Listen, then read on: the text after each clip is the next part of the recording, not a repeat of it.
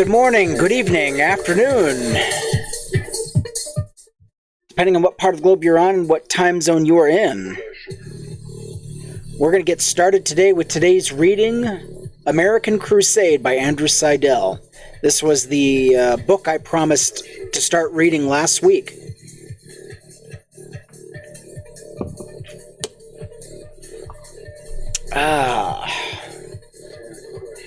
And away we go.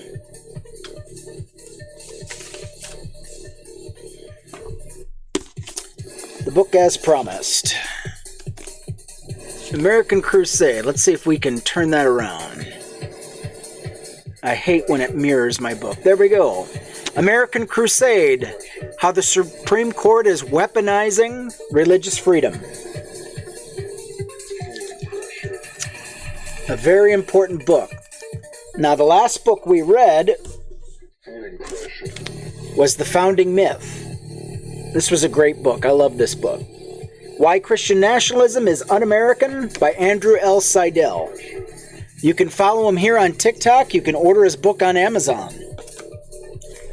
All right, without further ado,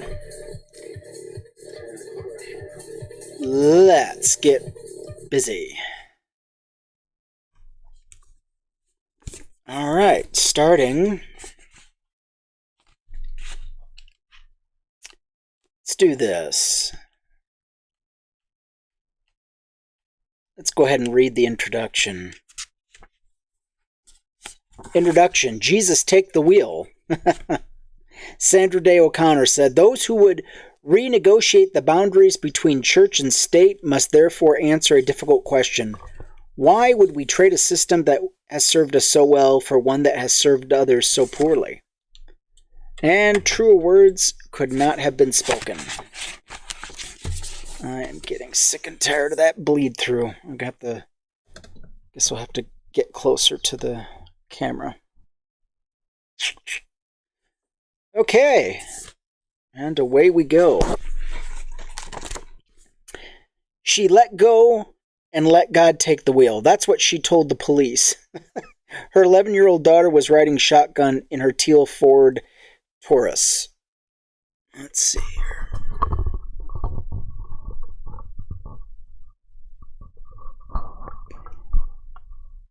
Trials and tribulations had plagued...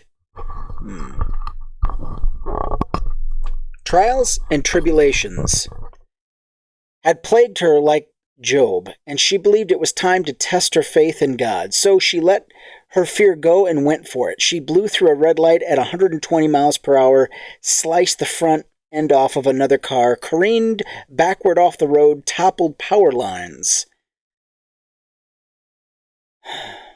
and ended up in a house. She reportedly told police she did the right thing. After all, nobody was hurt. This wasn't the first time someone let Jesus take the wheel, nor was it the last. It's disturbingly common. A Pennsylvania woman drove around for hours expecting a calling from God.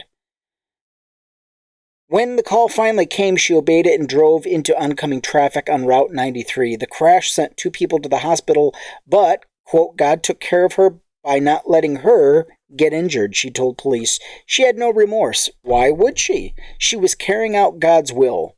A Tennessee man flipped a truck over 5 times when Jesus was calling him, and he advised him to let go of the wheel. Which he did. He also fled the scene, or as he put it, left because he was being called to bow before someone. Oh, this gets crazier and crazier. One woman deliberately rear-ended a line of cars at nearly 100 miles per hour, causing a 5-car pileup involving 18 people and sending 2 to the hospital. When the police asked her why, she responded that God told her to, and she does whatever God tells her to. A Florida man drove his Ferrari off a pier into 30 feet of water because Jesus made me the smartest man on earth, and it's so hard to have this much responsibility, according to the police report. Some were fined, some lost their license, some were charged with crimes including endangering a child, 12 counts of attempted murder. Good, we might think. Let's hope that they get some counseling, too. Letting Jesus drive is reckless behavior that kills or injures others. It risks killing and injuring others and destroys property. But hang on, what about their religious freedom? In a day where millions of Americans believe that religious freedom includes the right to risk the health and safety of others by worshiping in huge crowds without masks or vaccines during a pandemic, why is religious freedom not part of the news stories about Jesus taking the wheel? Where are the overfunded Christian legal outfits clamoring to vindicate the rights of these oppressed Christians who can't even drive on public roads the way their God intended? They'll take the cases of businesses that want to violate civil rights laws and refuse LGBTQ customers all the way up to the Supreme Court, but not defend these prophets hearing directly from God. Why isn't this the culture war issue of our times?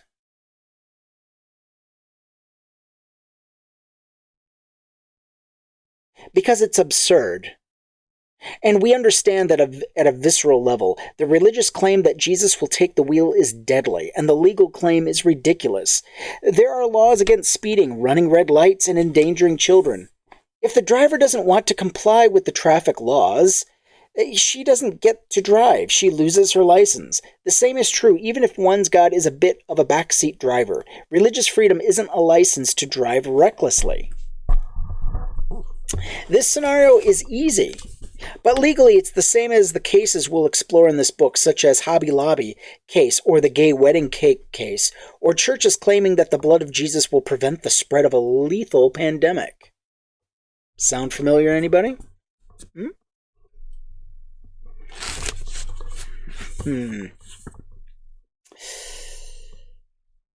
So why is it ridiculous to claim the religious freedom to justify careening through a red light at 120 miles per hour with your kid, but not to recklessly spread a lethal virus? That is a good question. Along the religious freedom spectrum, there are plenty of cases that seem easy, including the other direction. In 1999, one federal court decided that 2 Muslim cops in Newark could grow their beards, as their sect of Islam required, even though the department regulations said no. The reg sought a professional and dignified image to the public, but seemed a bit arbitrary given the mustachioed chief. Here, too, the result is obvious. Let them grow a beard, who cares? Nobody else is affected, nobody's rights are threatened by the religious exercise. But a lot has changed since 1999. And even these seemingly innocent and easy cases are used to further a crusade against true religious liberty.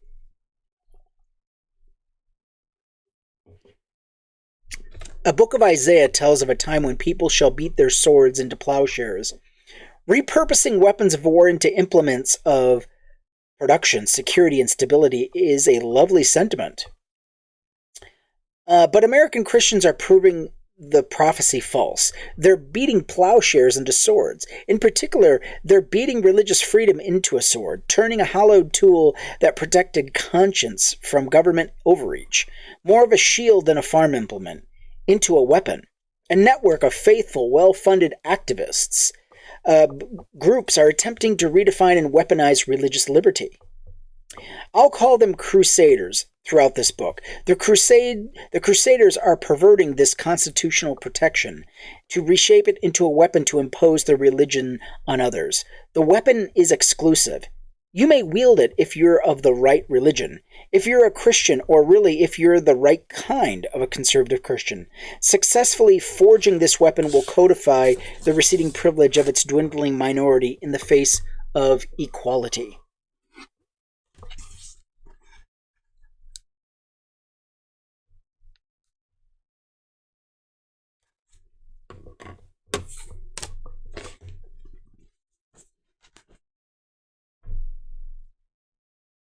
But to do that, they have to redefine what religious freedom means to the average American, and the judges have to agree to redraft a long-standing constitutional right. Quite a few are ready to do so. Our Supreme Court is on the verge of consummating this contradictory notion of religious liberty and grafting it onto our Constitution. Unless we stop it and undo the damage done, the First Amendment will mean supremacy for conservative Christians and sanction for bigotry in the name of Jesus. Our Constitution gives to bigotry no sanction, wrote George Washington in a famous letter to the Toro Synagogue in Newport, Rhode Island. Our first president toured the country in 1790 to shore up support for the new national government, unite the new country, and rally support for the constitutional amendments that would become the Bill of Rights, including the First Amendment. He visited the synagogue and wrote the congregation a letter condemning the idea that the government would simply tolerate religious minorities. Toleration claims power but does not exercise it. Thomas Paine put it like this a year later: toleration is not the opposite of intolerance, but it is the counterfeit of it. Both are despotisms. The one assumes itself the right of withholding liberty of conscience and the other of granting it. In her remarkable book, Caste, Isabel Wilkerson tells us it is not enough to be tolerant. You tolerate mosquitoes in the summer, a rattle in an engine, the gray slush that collects on the sidewalk in the winter. You tolerate what you would rather not have to deal with and wish would go away. It is no honor to be tolerated. Instead of toleration, Washington focused on individual rights, which the Constitution amendments set out to protect. The citizens of the United States of America have a right to applaud themselves for having given to mankind examples of an enlarged and liberal policy. A policy worthy of imitation. All possess alike liberty of conscience and immunities of citizenship. It is now no more that toleration is spoken of, as if it was the indulgence of one class of people, that another enjoyed the exercise of their inherent natural rights. The Crusaders, however, want to return to tolerance. They want to go back to a time before the Constitution, when Christians were in charge of everything, unfettered by legal restraints, and when religious minorities and non-believers existed on sufferance. The famous line from Washington's letter rejects this. Happily, the government of the United States gives to bigotry no sanction, to persecution no assistance. This understanding of religious freedom, which requires only that they who live under its protection should demean themselves as good citizens. As Washington phrased it, it is antithetical to claim that religious freedom allows one person to violate the rights of others. This version of religious freedom gives bigotry a sanction. Can a business refuse to serve a gay couple in violation of civil rights laws because the owner is a conservative Christian? Can the government refuse to issue lawful license or documents to a gay couple because the issuing official is born again? Can businesses and officials refuse to serve Black Americans because their personal God says so? Do Christian parents have a right to use the government taxing power to fund their children's Christian schools? Can they do this even though our taxes already pay for an entire school system that's open to all? Can a city council ban certain religious practices in an effort to drive a church out of town? Can business owners thwart laws that grant employees healthcare rights because of what the owner's holy book supposedly dictates? Can government officials use state power and resources to spread Islam? What about Christianity? What about erecting and maintaining a 40-foot tall Christian cross on government property? Can believers ignore the rules that protect public health? The answer to each of these questions posed in real cases should be no. Legal questions of religious freedom were not always simple. They can be complicated and more often emotionally fraught. Eventually, they involve children. But in their push to weaponize religious liberty, the Crusaders have misled and confounded many Americans about where we draw the legal lines for this founding American principle. While religious freedom cases may not raise simple questions, they're not very hard either. Who are the Crusaders? The people and groups fighting to weaponize religious freedom are not normally affiliated under a single name or banner other than the Christian flag, but theirs is a holy war, the battle to privilege the few who believe in the correct version of the correct God, waged at the expense of those who do not. They're not conquering land, but in a war of conquest. At the most basic level, they're seeking privilege to codify supremacy.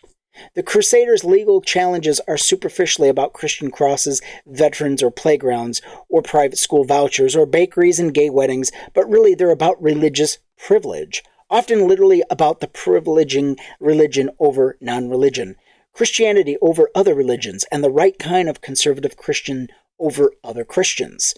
The Crusader wants to elevate Christian beliefs above the law and exempt Christians from the law while disfavoring non-religious and non-Christian citizens who are required to follow the law. Privilege and supremacy. Religious freedom could be their weapon to reclaim and entrench their dominant caste status. They undo equality in the name of religious freedom. We'll meet various Crusader groups as we discuss the cases and their commonality. Okay, let's turn that down. Okay. Thank you for that goal. I appreciate it. Let's see if we can set a new one. Let's see. We'll meet various Crusader groups as we discuss the cases, but there are commonalities. Let's try it again.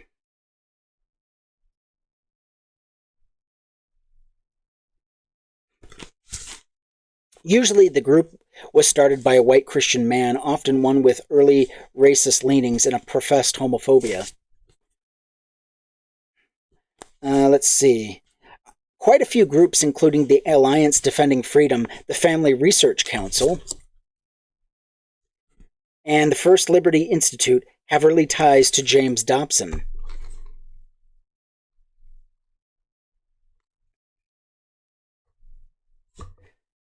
An anti-gay white Christian with early racist and eugenics leanings.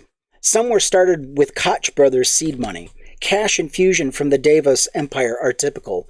The network is shadowy, complex and vast, too much to fully cover in this book. Jane Mayer from Dark Money, Catherine Stewart, The Power Worshippers, and Jeff Charlotte from The Family. An excellent resource to get curious started, but a taste of this small, wealthy, and opaque network is important because it has captured the Supreme Court. One Catholic couple, Anne and Neil Corkery, created the Wellspring Committee to funnel hundreds of millions into the fight for conservative Christian judges. Anne is a self-professed member of Opus Dei, an uber-conservative wing of the Catholic Church that practices self-flagellation. Using millions from the Koch brothers and their friends, the couple funded this dark money conduit, effectively laundering billionaire donations so no one would have to be accountable. Wellspring, one of many such dark money groups, partially funded two of the biggest players fighting to take over the court, the Judicial Crisis Network and the Federalist Society. Leonard Leo runs both. Leo is universally recognized as the man who orchestrated the hostile takeover of the Supreme Court. A former employee described Leo's mission. He figured out 20 years ago that conservatives had lost the culture war. Abortion, gay rights, contraception. Conservatives didn't have a chance if public opinion prevailed. So they needed to stack the courts. The Judicial Crisis Network spent tens of millions to confirm Gorsuch, Kavanaugh, and Barrett, spreading misinformation about the courts and nominees. Carrie Severino is listed as the sole employee on the JCN website, not because it's small, but because it's a shell and Leo runs the show. JCN is Leonard Leo's PR organization, nothing more, nothing less. Severino runs JCN for Leo, while her husband Roger worked in the Trump administration as director in Health and Human Services. Tasked with enforcing anti-discrimination laws at HHS, Roger, who's virulently anti-LGBTQ, instead created a new conscious and religious freedom division, with an eye towards allowing Christians to deny patients access to health care by claiming religious freedom. Roger described the couple as serious Catholics. He previously worked for two Crusaders, the Becket Fund for Religious Liberty and the Heritage Foundation, where he ran the Davis Center for Religion and Civil Society. Yes, that Davos. Carrie clerked for Clarence Thomas, whose wife Jeannie has deep ties with the Crusaders network, including shadowy counsel for national policy. The Heritage Foundation and many others included those litigating cases before her husband. One of JCN's original founders is also a former Thomas clerk. She wrote about Thomas clerks that she and her friends had been praying our knees off that January 6th would see light and truth being shed on what we believe in our hearts was likely a stolen election, and that, quote, Trump would be determined to be the legitimate winner, unquote, and that on the day she marched and prayed and shared another important message, Jesus saves. John Eastman, the legal architect of the failed January 6th insurrection, who also tried to instigate a new wave of birtherism against Kamala Harris, is another former Thomas clerk. He weighed in on the listserv against the election result, too. The network is highly religious, incestuous, and nepotistic. Leo began his takeover of the Supreme Court while at the Federalist Society and drove hard to get Roberts and then Alito installed, the rocks on which he would build his conservative supermajority. Leo and his networks blocked Merrick Garland's nomination for nearly a year with an anonymous $17 million donation to JCN, half of which was spent blocking Garland. Leo also wrote the list of potential Supreme Court nominees that Trump made public and from which Trump chose Gorsuch, then Kavanaugh, then Barrett. The Washington Post estimated that Leo raised $250 million for this judicial mission and his network between 2014 and 2017. Leo is a conservative Catholic and a member of the Knights of Malta, a Catholic order that traces its origins back to the Knights Hospitaller and the First Crusade. Or Hospitaller. He's quite literally a crusader. The Catholicism and reach of Leo's shadowy kingdom seem ripped from the pages of a Dan Brown novel, as one journalist put it. His faith is paramount to him, and as former media director, when Leo travels, his staff finds the closest Catholic church so that Leo, like Clarence Thomas, can attend daily mass.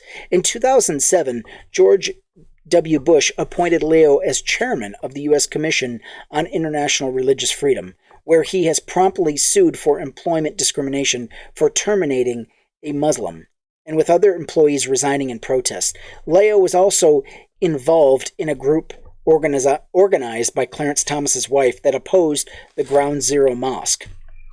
He even had his own highly rated law school, the acronymically challenged Antonin Scalia School of Law, ASSOL.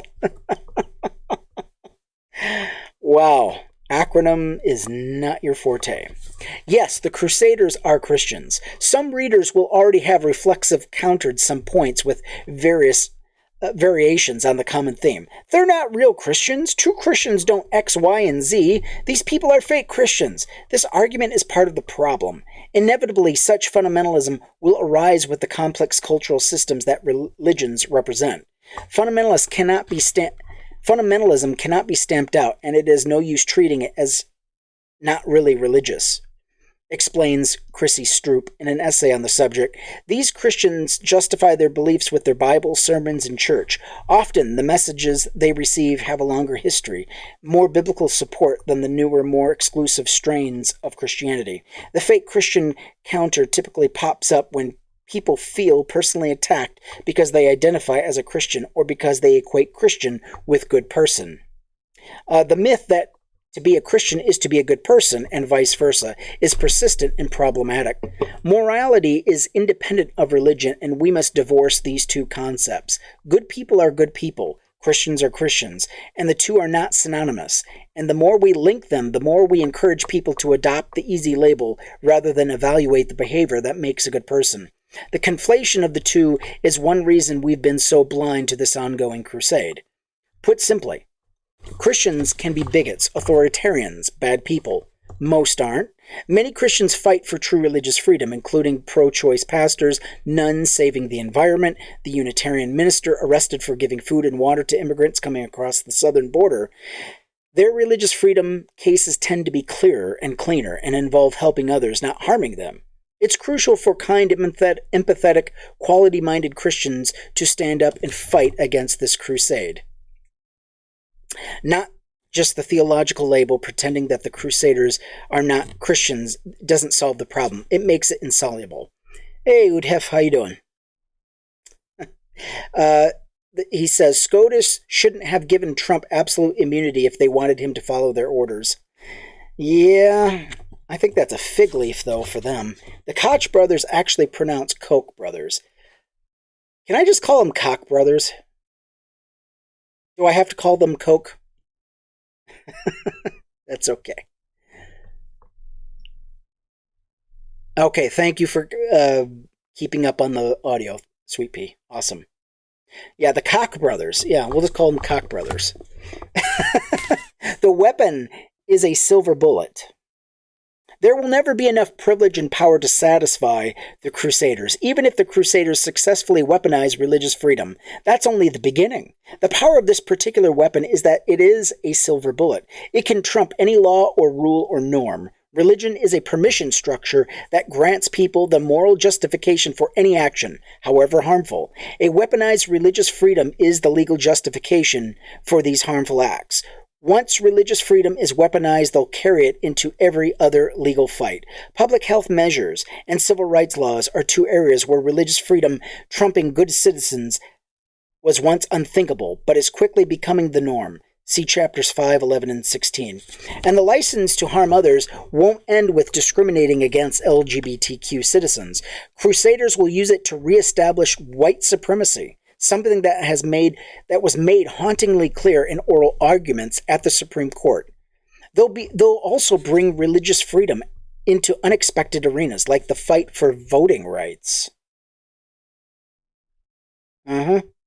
Even the absurd idea that people have a religious freedom right to violate traffic laws is conceivable. The Mississippi House passed the Jesus Take the Wheel Act in 2015, a law that would have allowed church-owned vehicles to transport busloads of people without the appropriate commercial license. Because why do you need a license to maneuver a 40-foot-long coach bus when Jesus is driving? The bill died, but the crusade has gained ground. The entire point of weaponized religious freedom is that it is limitless. The Crusaders are reformulating our coextensive human rights into a hierarchy of rights. Some rights will be placed above others as more worthy of legal protection, while one right above them all, religious freedom.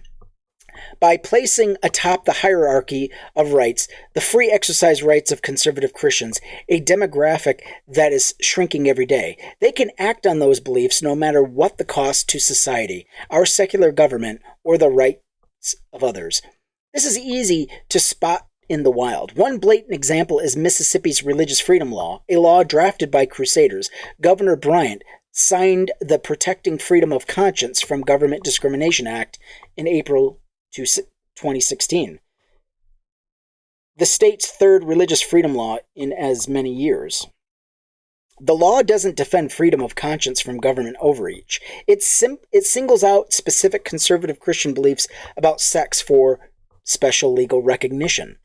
The second section of the bill lists all the religious beliefs or moral convictions protected by this act, and it's in entirety, and it reads, marriage is or should be recognized as the union of one man and one woman. Sexual relations are properly reserved to such a marriage, and male or female refer to an individual's immutable biological sex as objectively determined by anatomy and genetics at the time of birth.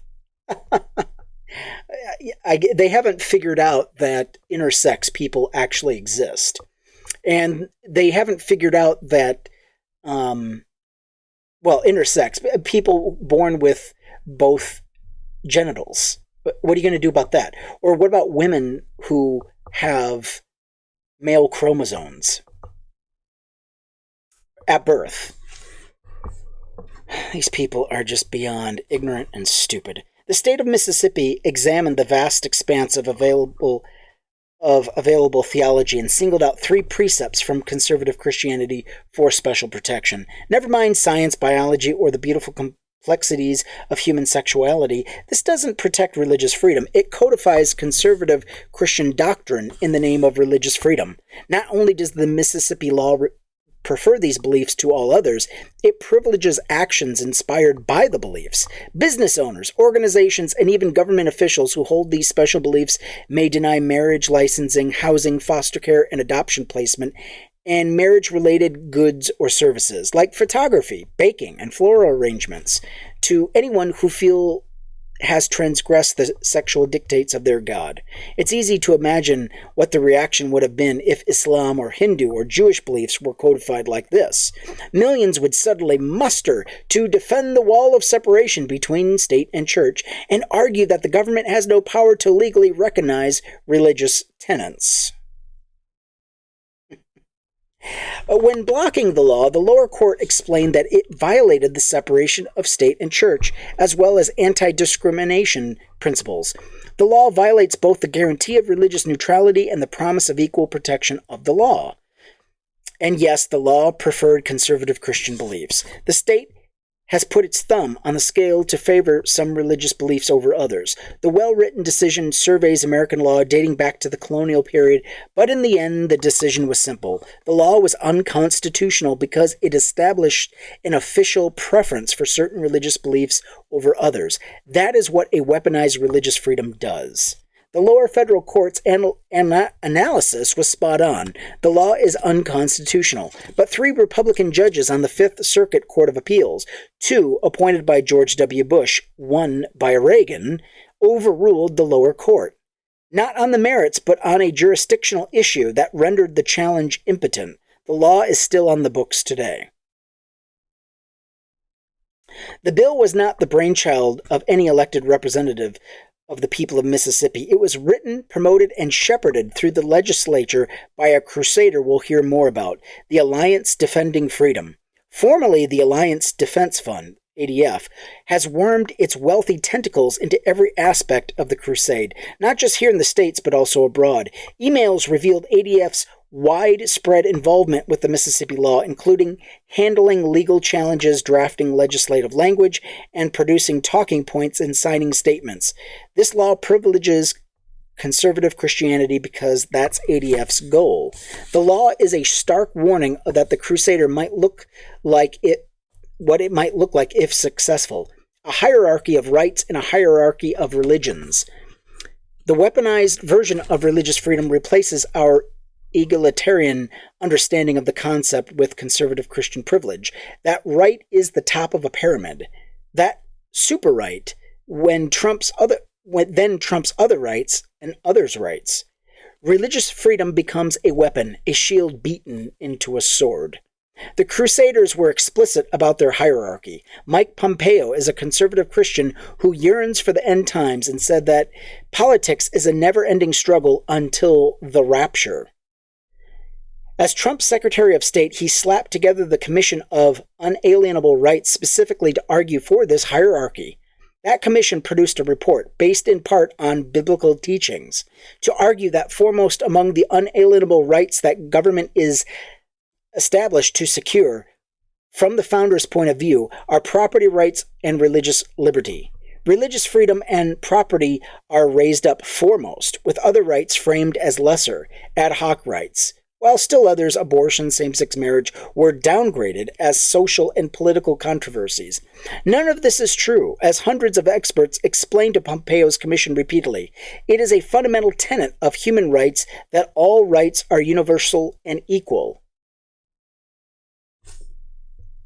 But the Crusaders' version of human rights is Christianity over humanity. But why the crusade? It's largely a backlash against equality realized. Christianity was once able to discriminate on the basis of race. Now that's largely unthinkable. Christianity was once able to legally subjugate half the population. Christianity was once able to discriminate against LGBTQ people, but now isn't. As more people realize rights due to them by virtue of being human, the sphere of religious imposition shrinks. The crusade seeks to reclaim this lost ground. Obamacare expanded equality by recognizing the reproductive rights of American women. Hobby Lobby conservative white Christian owners fought against the expansion of rights under the guise of religious freedom. The Obergefell decision expanded equality by recognizing the rights of LGBTQ citizens to marry. Masterpiece Cake Shop's conservative white Christian owner and a host of other businesses fought that expansion, claiming religious freedom. Brown versus the Board of Education expanded equality by recognizing the rights of Black Americans to equal access to public education.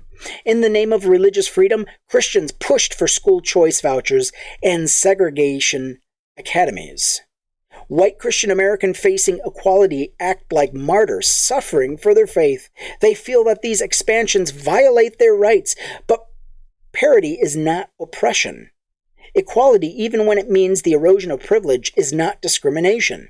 If you're given 100 that was stolen from someone else and the law demands that you give it back, you're not being robbed. Rather, justice has been achieved. To you, it may feel unjust to be forced to give up the money, especially if the law has not cared about the victim in the past, or worse, if the law had previously said that the victim wasn't human.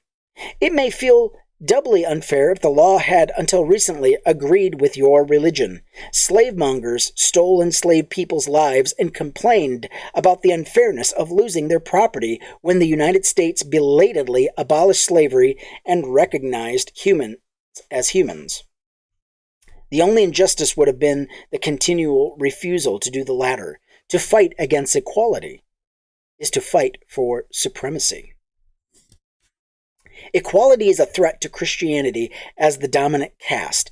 Religious freedom is their answer.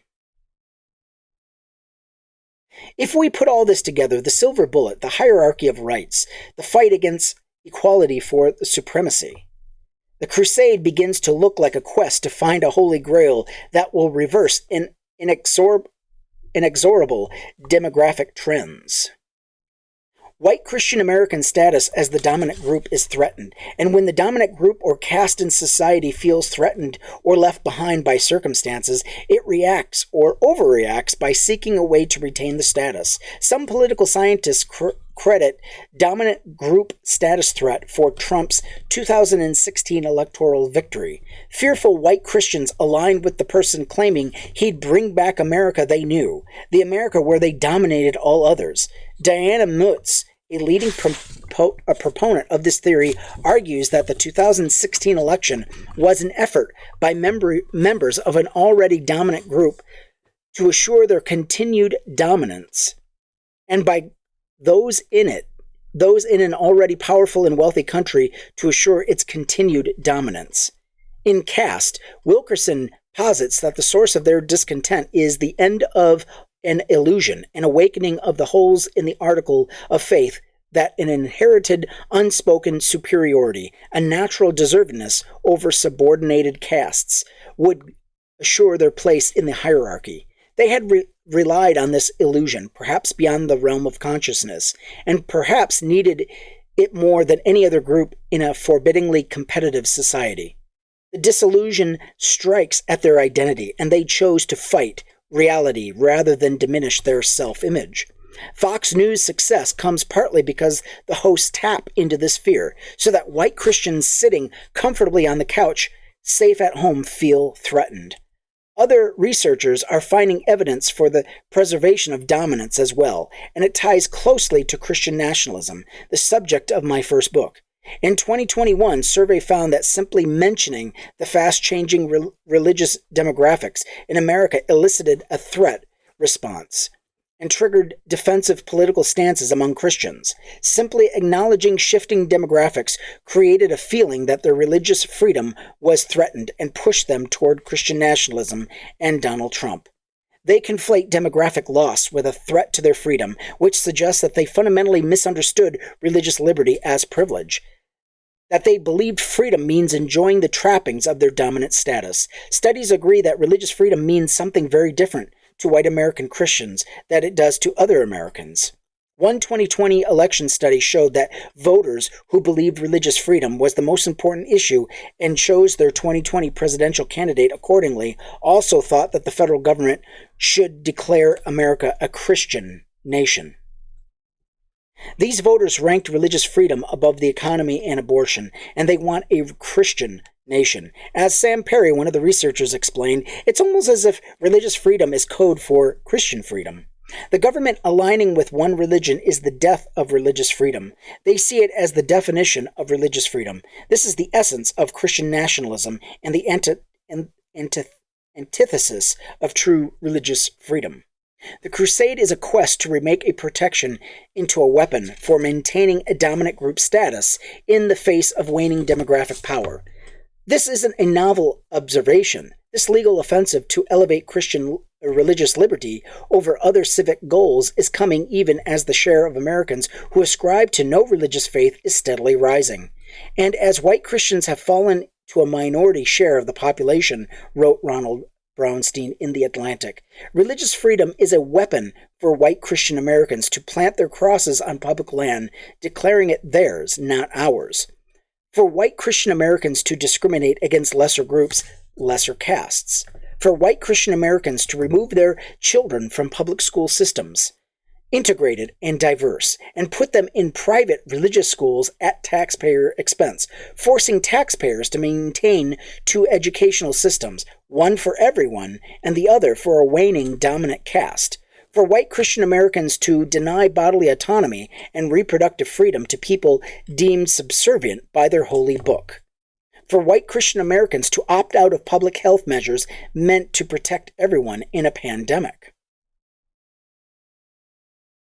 Most importantly, for this dominant caste to declare unconstitutional any failure to recognize any of these privileges, to declare that equality is hostility.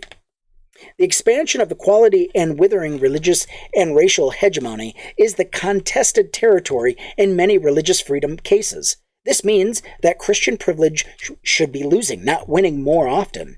In reality, we're not expanding rights or giving new rights. We are recognizing rights that have always existed under the law, but were never enforced. We are affirming the humanity of our brothers and sisters and admitting that we've been wrong. As we realize the aspirational values implicit in we, the people, equal justice under the law, all are created equal, and other founding maxims as we recognize that humans are humans and worthy of rights. White Christian America is dying a slow demographic death and rebelling. They are raging against the dying of their privilege.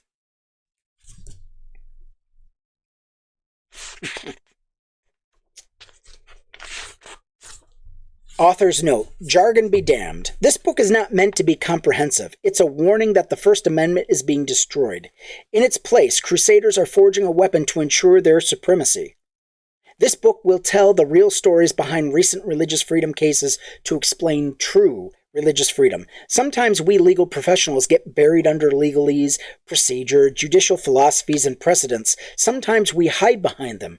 Often it's better just to cut through all that distraction and look at the core of a case or dispute. To go back to basics, I try to do that in these pages, and I write for everyone, avoiding legal jargon, case names, and even legal tests, compelling government interest, strict scrutiny, rational basis review. These tests can be manipulated by judges in a way that makes the search for intellectual or doctrinal consistency frustrating or futile. Focusing on the legal tests unnecessarily removes these cases from public understanding and also buys the legitimacy of the inquiry. Focusing on court-created tests rather than underlying principles also buys into the myth of a court that a Chief Justice John Roberts himself preached at his 2005 confirmation hearing has one job: to call balls and strikes. Roberts and other judges don't do that. On politically charged and cultural war issues, they're often manipulating the law and even the facts to reach a desired outcome. So we'll shun these myths and jargon in favor of foundational principles. These pages may not comfort with the language other courts or legal academy prefers, but that has the benefit of consistency, longevity, and I hope clarity. This also means that we won't always be repeating the facts as stated by the Supreme Court, which often reverse engineers decisions by emphasizing or ignoring certain facts and even changing facts to fit their opinion. We'll dig deeper. I've interviewed the people involved in these cases and scored archives and other records. We treat courts as arbiters of truth and justice, but they often fall very short of that. I remember the indignation and shock I felt when I first experienced the Supreme Court altering material facts in a case. My friends at Americans United for Separation of Church and State, whom I now have the pleasure of working alongside, I challenged the Christian prayers at city council meetings in the town of Greece, New York. Christian clergy delivered every single prayer for a decade. I have been asked to write as a friend of the court an amicus brief when the case got to the Supreme Court. There is bad precedent on government prayer, which is unconstitutional by any reasonable legal principle, test, or standard. But in 1983, the court simply ignored all of that and reverse-engineered a politically palatable outcome. The government organized government-led prayer in constitutional using bad facts and flawed history. I explored this in detail in The Founding Myth. Despite this bad precedent, Americans United brought a good challenge that both showed A, how faulty the 1983 decision was, and B, how it might succeed under the strange scheme the court fabricated. An important question under this backward scheme was who was the audience for the prayers? Were the prayers directed at the legislators themselves or at the public? One reason such prayers are supposedly constitutional is that legislators aren't abusing state power to impose religion on everyone, just each other. In this town, the prayer used at the podium from which citizens spoke to the council. Normally, the podium faced the semicircular dais in which the city council sat so that citizens could easily address council members. It's a fairly typical setup, but in this town, as I noted in our brief citing numerous exhibits, when clergy came up to deliver the prayer, the city would turn the podium around to face the audience, not the members of the council. The city went out of its way to direct prayer at the citizens.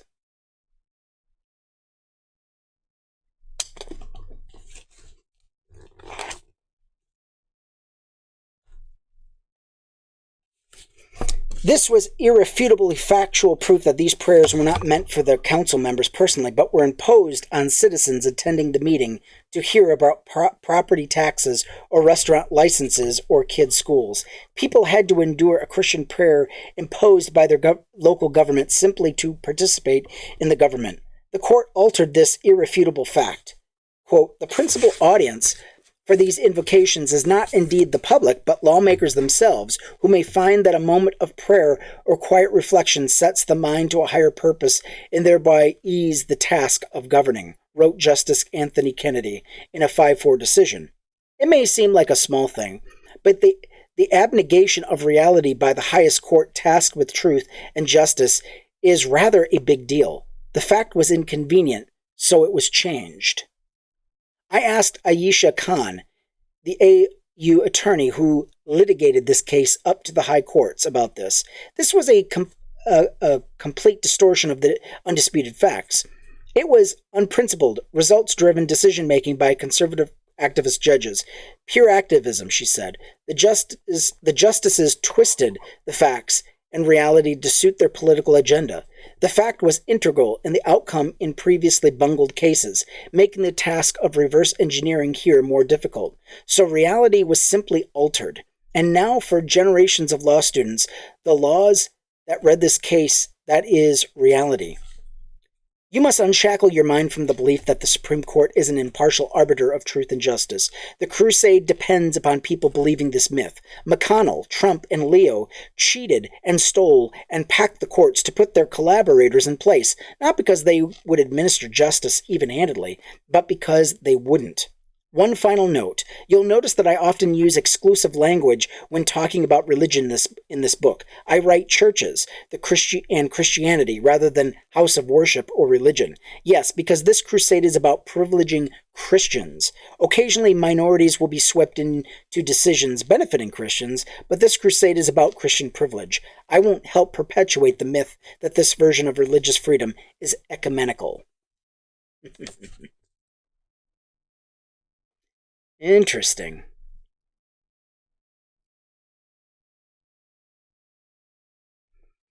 Battle plans, targets, and call to arms. Christian legal supremacy. Let me never fall into the vulgar mistake of dreaming that I am persecuted whenever I am contradicted. Ralph Waldo Emerson. Dominique Ray was going to die, that was certain.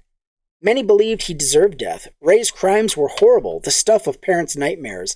His appeals were virtually exhausted. Alabama law states that this prison chaplain, always a Christian, may be present at an execution. 2 weeks before his scheduled death, the warden met with Ray and explained the execution step by step, including the fact that the prison chaplain, a Christian, would be present in the execution chamber. It also allows the condemned to have his own spiritual advisor present. The two are on the same list, equal under the law, but Alabama forced the Christian chaplain on everyone, no matter their religion, and excluded other advisors from the room. Ray was a Muslim and wanted a fellow Muslim in the room. He didn't want a Christian chaplain in the room. Ray's lawyers asked the court to temporarily stay his execution long enough to sort this out, or a short delay in the name of religious freedom. The 11th Circuit Court of Appeals explained the central constitutional problem succinctly. The state has regularly placed a Christian cleric in the execution room to minister to the needs of Christian inmates, but has refused to provide the same benefit to a devout Muslim and all other non-Christians. The three-judge panel, 2 Clinton and 1 Obama appointee, then correctly held that Alabama's policy violated Ray's religious freedom. If Ray were a Christian, he would have profound benefit because he is a Muslim. He is denied that benefit. Clear, simple, and correct.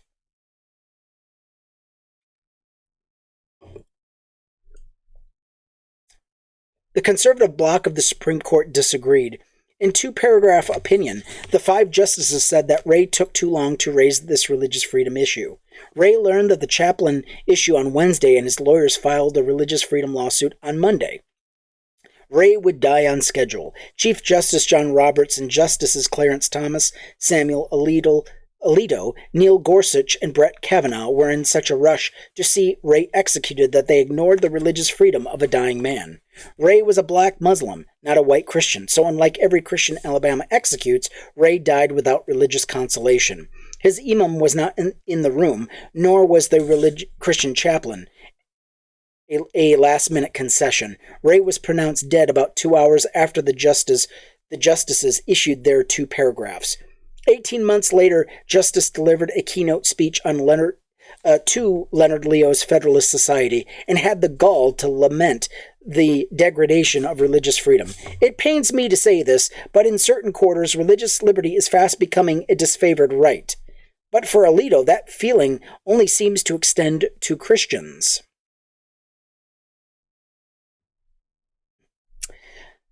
And Alito and his conservative cohort disfavor religious freedom when non-Christians seek to exercise it. Judges are always skeptical of prisoners' religious freedom claims, but had Ray been a Christian criminal to be executed, had he not converted to Islam in prison, he'd have had his spiritual comfort. The court's failure to uphold religious freedom resulted in genuine inequality, trampling minority rights. Unbelievably, especially given Alito's later lip service, the court claimed that keeping to a schedule is more important than religious freedom. The High Court's conservative bloc read the First Amendment guarantee of religious freedom through the lens of Christian supremacy. Just 8 months before this religious freedom decision, the justices handed down the gay wedding cake case. The bakery that discriminated against a gay couple. The court claimed that the state was so hostile to the bakery that it had to throw out an entire civil rights case giving the bakery a free pass for its bigotry. When Christian is facing off against the government under the Constitution's guarantee of free exercise, the government cannot impose regulations that are hostile to the religious beliefs of affected citizens. The free exercise clause bars even subtle departures from neutrality on matters of religion. But when a condemned minority tried to lean on that principle, it evaporated. It was suddenly so insubstantial that the conservative bloc could spare only 2 paragraphs, neither of which mention religious freedom, the First Amendment, or the Constitution. Ray took longer to die than will take you to read the opinion ignoring his religious freedom. This is Christian supremacy. And this isn't an isolated example. This court upheld the Muslim ban. Before that, the justices ignored.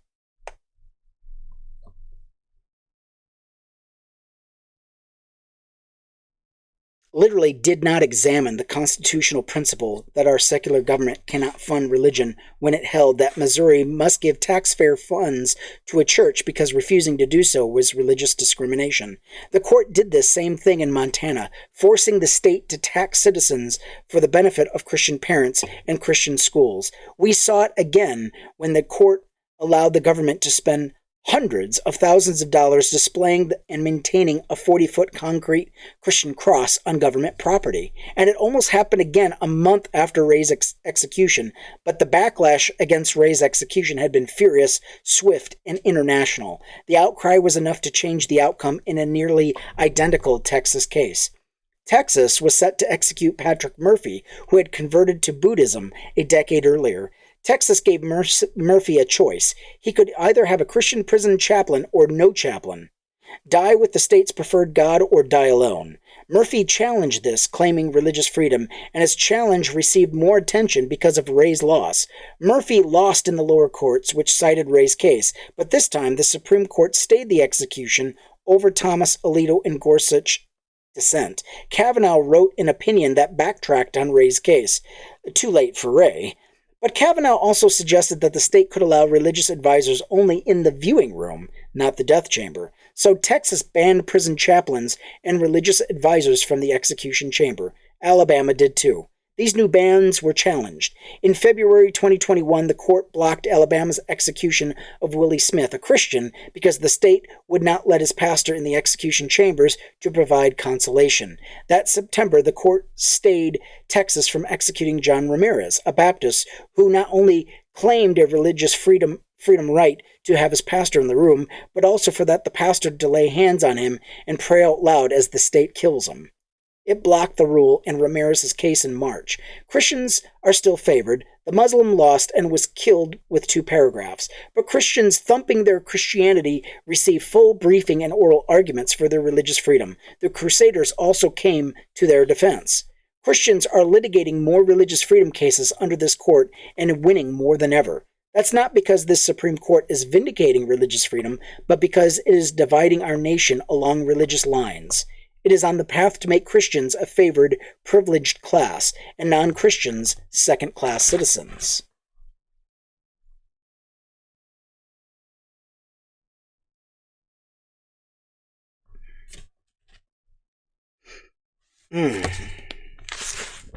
Chapter 2. The Court and the Crusade. I'm loving this. How are you? You loving it too? Hope you are. Don't forget to join the orange heart. Click on the orange heart and become a skeptic for the cost of a single TikTok coin. You'll be glad you did. Nothing so dramatic as the above quote marks the opening of the Crusaders' hostility on our Constitution. Give me a second.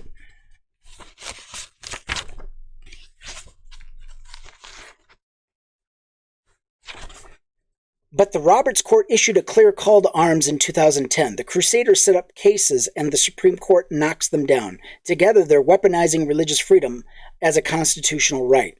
The story begins a decade earlier. John Roberts was appointed Chief Justice in 2005 by George W. Bush, who himself was appointed President by the Supreme Court in the 2000 decision, Bush v. Gore. The impact of that decision is incalculable. The various what-if scenarios are confusing, contradictory, and complicated by the legal remedies the parties sought and the courts imposed. A full review and accounting of the 175,000 disputed Florida votes showed that more Floridians voted for Gore than Bush. I was a freshman at Tulane University and didn't grasp all the implications of the decision, but conservative politicians did. Chief Justice Rehnquist, Justice Antonin Scalia, and Justice Thomas readily abandoned their long-professed judicial and constitutional views to decide in favor of Bush. It was naked partisanship, and it broke the court. His colleagues' actions were so transparently, so crudely partisan that Souter thought he might not be able to serve with him anymore, wrote one court observer of Justice David Souter. There were times when David Souter thought of Bush v. Gore and wept. Shedding the skin of impartiality and nonpartisanship to claim a presidency is a bell that cannot be unrung.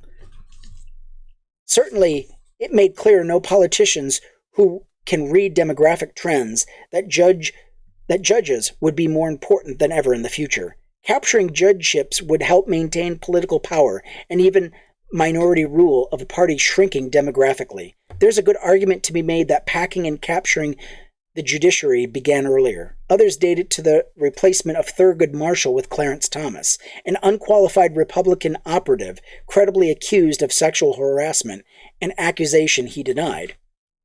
Bush v. Gore didn't just crystallize conservative thinking on capturing the judiciary. It helped them accomplish the goal. It's far easier to win a second presidential term than a first.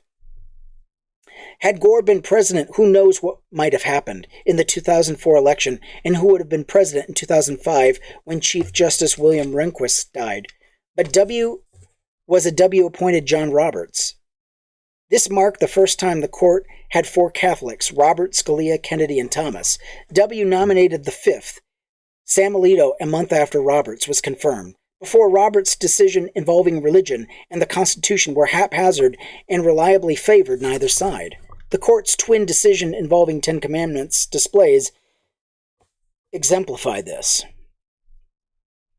The decision came down on the same day in June 2005, just months before Roberts was nominated.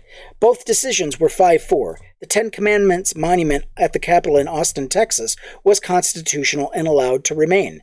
The 10 Commandments displays in 2 Kentucky courthouses were unconstitutional and had to be removed. Justice Stephen Breyer was incapable of consistency when deciding whether "I am the Lord your God, you shall have no other gods before me" was a religious declaration or not. His indecisiveness and unwillingness to cause political offense made him the swing vote. The brace of cases illustrates a judicial failing, but also a judiciary that was set up for grabs on those issues. Before those June 2005 cases, the court had handed out wins and losses to everyone. In 2004, it held that religious freedom did not require the government to fund scholarships for students training to be pastors. In 2000, it struck down organized prayer over loudspeakers in public high school football games. These were the last clear wins for state-church separation. But the court wasn't always educating pure legal principles, and especially in the 5 or so years before Roberts' appointment. That led to serious inconsistencies, as with the 10 Commandments monuments. Also in 2000, it allowed loans of taxpayer funds and government resources to flow on private religious schools in a confused split decision. It allowed Ohio to use taxpayer money to pay for private religious education in 2002. The first time the court allowed vouchers, and a devastating blow to public education 5-4. The decisions upholding the wall of separation had stronger majorities, and the rationales for ignoring the wall were weak, confused, contradictory, and typically unable to win a majority of the justices, but not for long. The 3 months after the twin 10 Commandments cases, John Roberts was the new Chief Justice. Everything changed. Roberts advocated for deeply conservative change, but slowly. The incrementalism had been a hallmark of his career, so after a slow transition and a post-10 Commandments cases breather, in 2010, the Roberts Court started deciding a case involving the First Amendment religious clauses nearly every year. The Roberts Court has been demolishing the wall of separation between church and state one brick at a time ever since. As it is doing this, it's also altering the definition of religious freedom and turning it against state-church separation. The Roberts Court has betrayed a founding American principle, often in the name of religious freedom. As author, Pulitzer Prize winner, New York Times journalist, and Yale law professor Linda Greenhouse put it, a core project of today's Supreme Court under the leadership of Chief Chief Justice John Roberts, is to reorient the First Amendment's two religious clauses. The Roberts Court's 2010 call to arms was clear. The courts approved a farcical fix of a monumental violation of the constitutional separation between government and religion. An 8-foot-tall Christian cross stood in the middle of more than 1.5 million acres of public land, the Mojave National Preserve. A retired National Park Service employee challenged the cross in court. Crusaders intervened, first Liberty Institute, then known as Liberty Law Institute. This cross was the prominent symbol of Christianity in the middle of the government land, marking, like a conquistador's flag, land that belongs to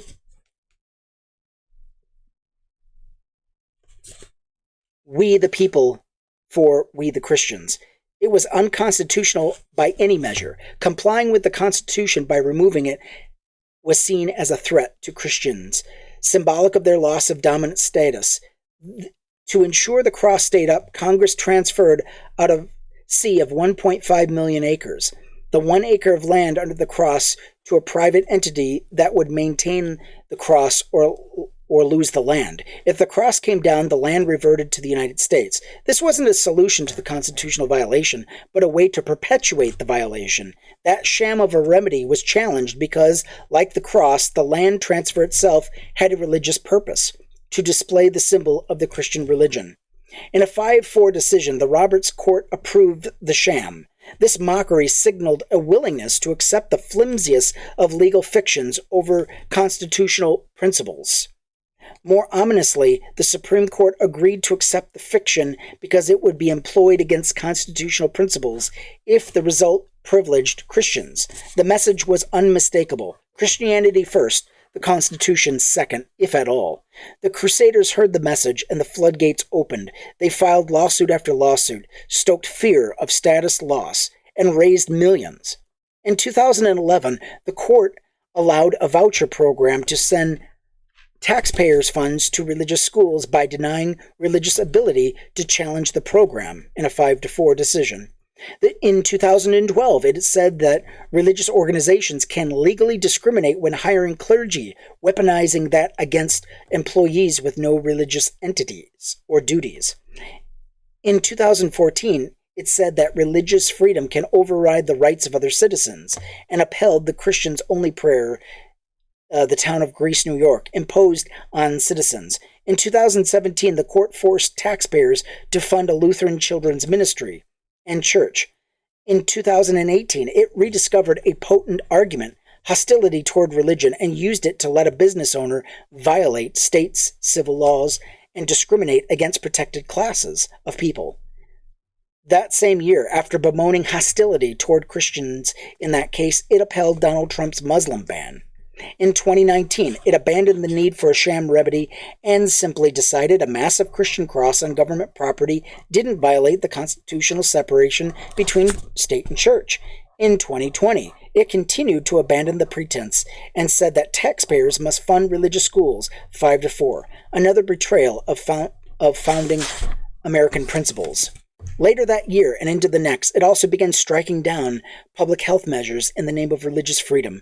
In 2021, the court, using a phalanx of legalism and jargon, unanimously held that the Catholic Church can discriminate against a minority in the name of God while performing public functions, in a case similar to the gay wedding cake case.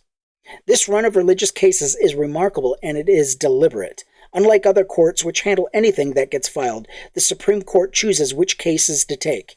It typically rejects more than 97% of the cases that come its way. The simple fact is that this Supreme Court wants to decide these cases. If this seems impossible or unlikely or conspiratorial, know that conservatives have already succeeded in previous crusades. This is precisely what they did for the Second Amendment. In 1977, absolutists took over the National Rifle Association and converted an organization that advocated for firearms safety education and recreational shooting into a powerhouse focused exclusively on rewriting the Second Amendment into a personal, individual right to own a gun. The NRA's new leadership was dramatic, dogmatic, and overtly ideological. For the first time, the organization formally embraced the idea that the sacred Second Amendment was at the heart of its concerns, explained Michael Waldman, a law professor who wrote a biography of the Second Amendment. They sought to put their right to bear arms at the top of the hierarchy of rights over the rights of the children at Sandy Hook and Robb elementary schools to live. They pumped millions into the fight, funding legal scholarship, lobbying, litigation, and public relations campaign, and they succeeded in 2008 when the Supreme Court finally held that the Second Amendment created an individual right to own a gun unconnected with the militia service. They changed the culture and what the Constitution meant, but as Chief Justice Warren Burger once said, the Second Amendment has been the subject of one of the greatest pieces of fraud, I repeat the word fraud, on the American public by special interest groups that I have ever seen in my lifetime. The crusade seeks to do the same with the First Amendment protection of religious freedom, except that it's happening much faster. I began defending the wall of separation between the state and church in 2011, just as Roberts Court began destroying it in earnest. In another decade, it will be unrecognizable. This book will be a snapshot of the disaster and a frame frozen in time. Without massive institutional change, gravity and momentum will further destroy this founding American principle. But the primary weapon being used to dismantle that wall between the state and church is weaponized religious freedom. There are hundreds of cases at any given time being litigated in the courts, far too many to cover in a book.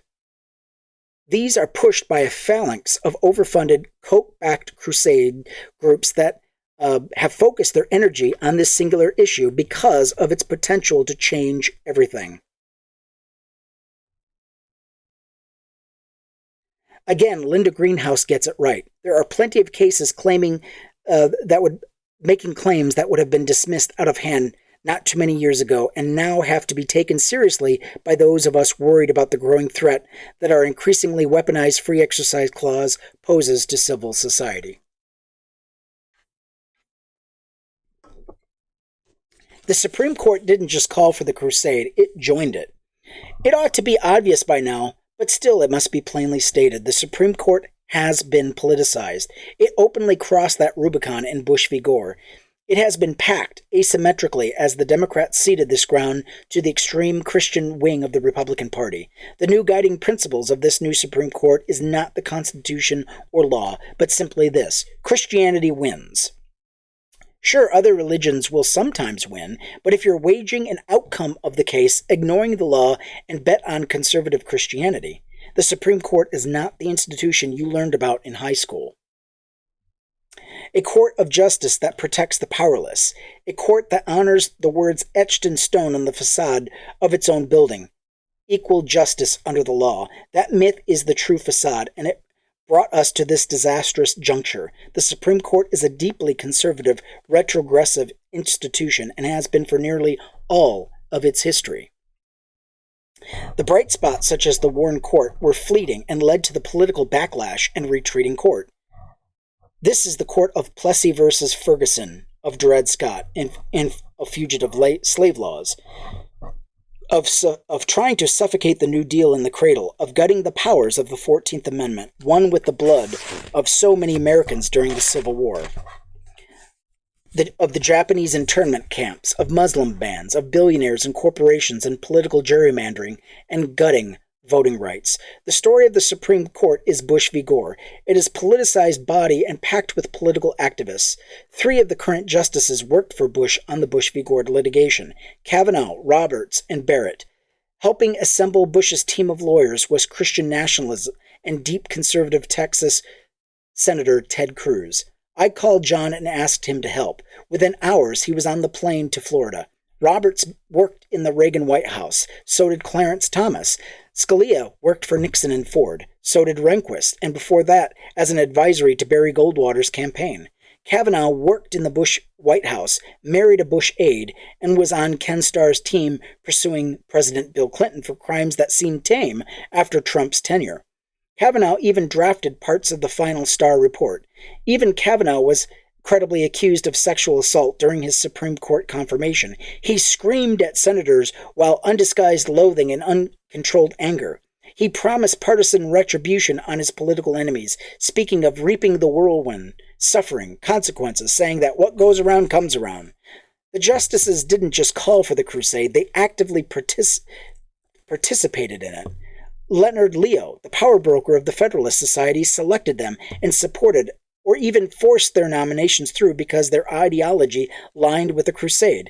Leo's job had been described as being the monitor of the various nominees' ideological purity. Roberts and Alito were both nominated in 2005, both members of Leo's Federalist Society, and Alito played a crucial role in their partisan nomination.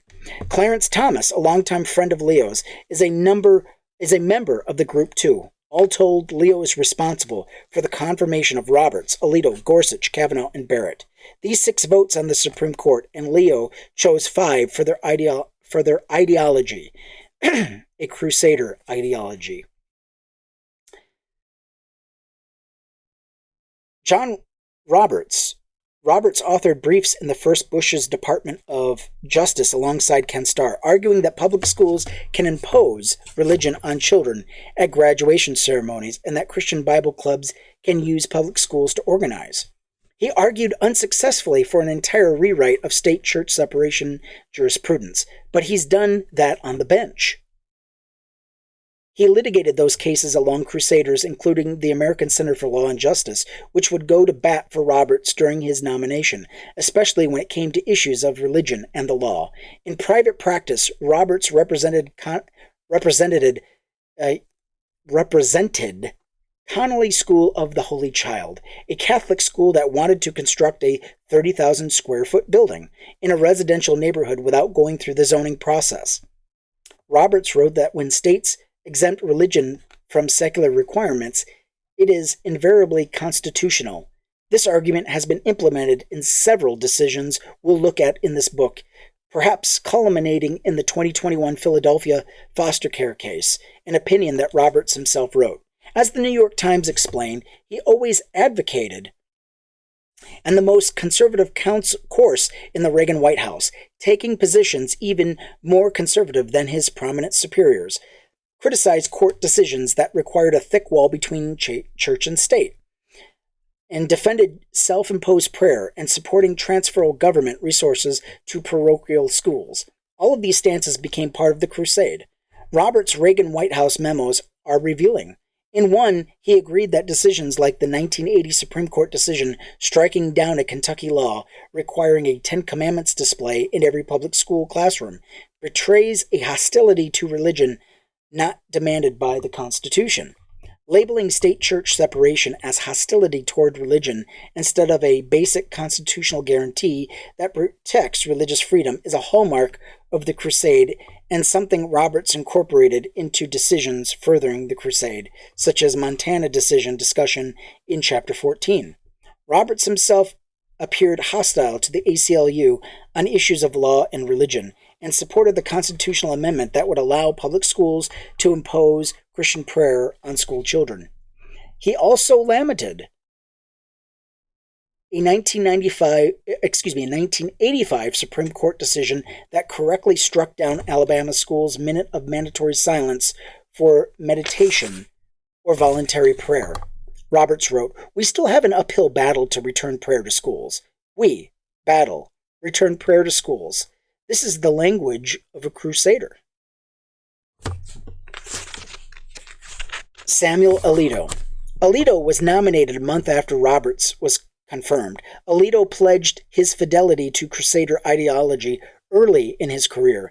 Asking for a promotion at the Reagan Department of Justice, he explained that his deep interest in constitutional law was motivated in large part by disagreement with Warren Court's decision, particularly upholding the separation of state and church.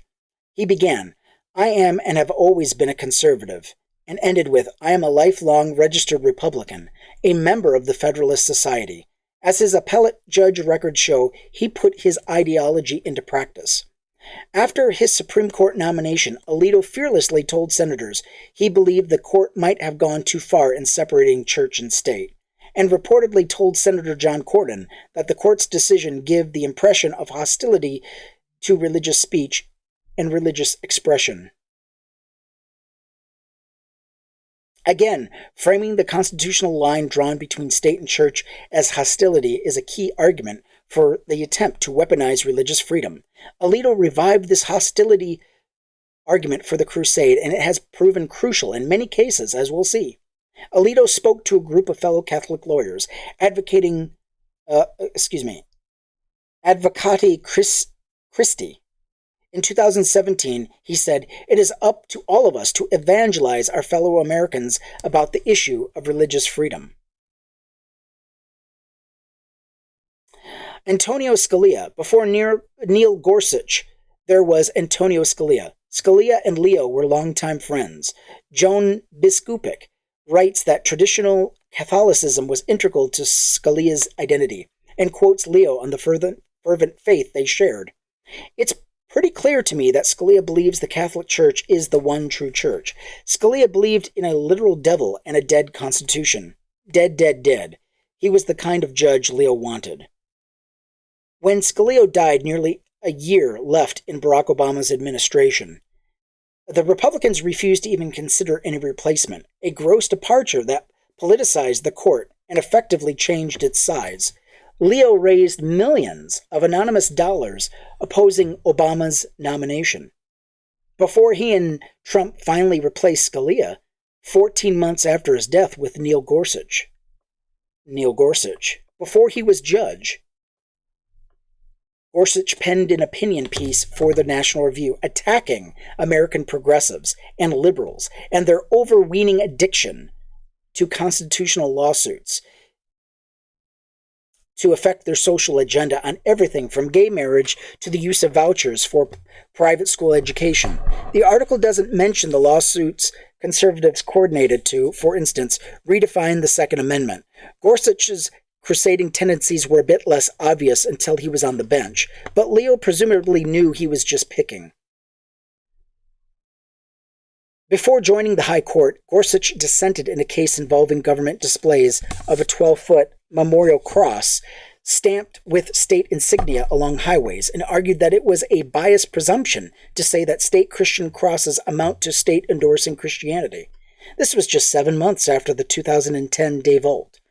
He also dissented in a case striking down a Ten Commandments monument at a county courthouse because the Ten Commandments, which began, "I am the Lord thy God, you shall have no other gods before me," might actually convey a secular moral message, and their influence in American law is undeniable. The founding myth disposes of this claim. He also helped Hobby Lobby's anti-contraceptive case while on the bench. Brett Kavanaugh. Kavanaugh's crusading bona fides were clearer, plus he and Leo were longtime personal friends. Kavanaugh's fellow appellate judges describe him as affable but unyielding, a man who would rarely, if ever, change his mind, and a great colleague except in the cases where it mattered. In other words, he was an ideological hardliner. As a lawyer, Kavanaugh fought to uphold a Florida program that sent taxpayer money to private religious schools. Kavanaugh co-authored the Supreme Court brief for the New Jersey affiliate of James Dobson's Focus on the Family, which argued that students should be able to use loudspeakers at a public school football game to broadcast prayers. In it, Kavanaugh attacked people who supported the First Amendment and state-church separation as absolutists, hostile to religion in any form, advocating for an Orwellian world and seeking the full extermination of private religious speech from public schools, and to cleanse public schools throughout the country of private religious speech. Kavanaugh argued that if the justices decided the case in favor of the people suing Catholic and Mormon students and their families, Christians would be relegated to bottom-of-the-barrel status in our society, below socialists and Nazis and Klan members and panhandlers and ideological and political advocacy groups of all stripes. This is the Crusader mentality. Christians must be privileged and allowed to impose their religion on everyone using government power and resources. Anything less is discrimination and inequality. Crusaders, American Center for Law and Justice, orchestrated the school prayer's defense alongside Texas Attorney General John Cornyn. As a senator 2 decades later, Cornyn shepherded Kavanaugh's crippled nomination through to a confirmation after he was credibly accused of sexual assault. Kavanaugh and Cornyn lost when the court struck down the prayer in a 2000 decision, possibly the last unequivocal victory for state-church separation at the United States Supreme Court. Thomas and Barrett we'll hear more about later. This says nothing about the dozens, perhaps hundreds, of lesser federal judges chosen and placed by the same network for their ideological fidelity. Something like 1/3 of George W. Bush's nominees were members of Leo's group. It's one thing for a liberal lawyer to rant about the court, but data doesn't lie. In the religious freedom context, our courts are politically captured. Stanford Constitutional Law Center fellow and new NYU law adjunct professor Salman Rothschild looked at challenges to pandemic-related public health measures that restricted religious gatherings. The results are shocking. As we'll see later, these cases were easy and all should have come down in favor of public health. The right to worship does not include the right to infect others or risk their lives. Rothschild found that every judge, 100% appointed by the Democratic president, sided with public health orders and against the religious challengers seeking a right to risk other people's lives. That's the right call and consistent with over a century of Supreme Court precedent. But only 1/3, 34% of judges appointed by Republican presidents, sided with public health measures. Even more striking, only 18% of Trump judges voted to uphold measures. Tellingly, other legal challenges to public health orders included challenges based on other First Amendment rights like free speech and free assembly, and uniformly rejected by judges across the political spectrum, again showing that the correct decision was to let those public health orders stand. That's the hierarchy laid bare. Religious freedom above other constitutional rights. We've seen a cataclysmic change, Rothschild writes. The politicization of religious freedom has infiltrated every level of the federal judiciary. In the past, a partisanship existed in some areas of law, but not really for religious freedom cases. After the court's 2010 day vote, that began to shift. From the mid-2010s through when the pandemic hit, explains Rothschild, the unprecedented number of constitutional free exercise cases brought in such a condensed span of time forced that partisanship into a sharp relief. That's the crusade. 2 studies of religious cases from 1947 through mid-2020 revealed a similar trend. Political ideology affected the outcome, but the religion of judges themselves also played a significant role. Before the Reagan era, Catholic and Protestant justices were more likely than Jewish justices to favor religion when deciding cases. But beginning in the early 1980s, Catholic justices began favoring religious parties more, about 12 times more than Protestant justices. The court is now majority Catholic. The latest numbers show that Christians are more likely to win with this court than ever before. Before the courts were packed, the court ruled in favor of religion about half the time. But that massively shifted under Roberts, from that baseline about half. In the Roberts court, the win rate jumps to 81%. It is not a pro-religion or pro-Christian shift. In the Warren court, no plaintiff was affiliated with a mainstream Christian religion. Thus, all of the pro-religion outcomes benefited minority or dissenting religious groups. Religious freedom was once a shield to protect minorities. But by the time we reach the Roberts Court, 8 mainstream Christian plaintiffs win 6 of their cases. The researchers also examined whether a given ruling favored not just Christian parties, but mainstream Christian organizations, practices, or values. In the early cases of the Warren Court, the mainstream Christianity was favored in 44% of cases under Roberts. It nearly doubled up to 85%. The researchers suggest that one way to think about this pattern is that Roberts Court extended the Warren Court's protections for minority religions so as to encompass majority religion as well. But this book will show that this trend showcases privilege, not equality. And we'll leave it there. Yes, wrong direction, definitely. Let's go back and read some of the comments. Reject modernity, embrace tradition. Oh, God. Yeah, that's a Catholic troll. Former Dem, former pagan, happy to see America going in the right direction again. Yeah, to religious extremism. Yeah, gotta love it. Let's see. Yeah, we're going back to witch burning. That's great. Why are these guys talking about Jesus always so creepy? Yes, they're always creepy. And you know what? Justice Brett Kavanaugh and Clarence Thomas. Oh yeah, Alito, creepy as hell. But if that's the direction you want to go, yuck. And it won't let me scroll past that. Okay.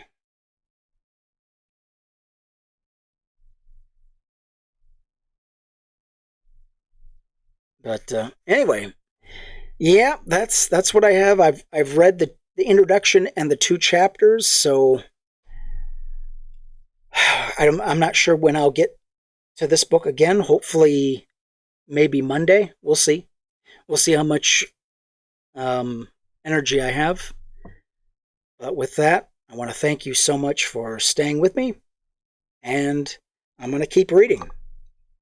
I'm not going to quit. All right. With that, I'll say good day.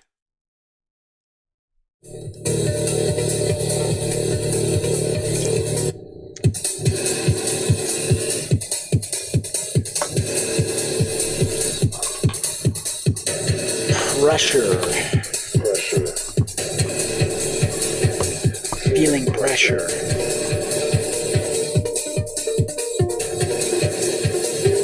Feeling pressure.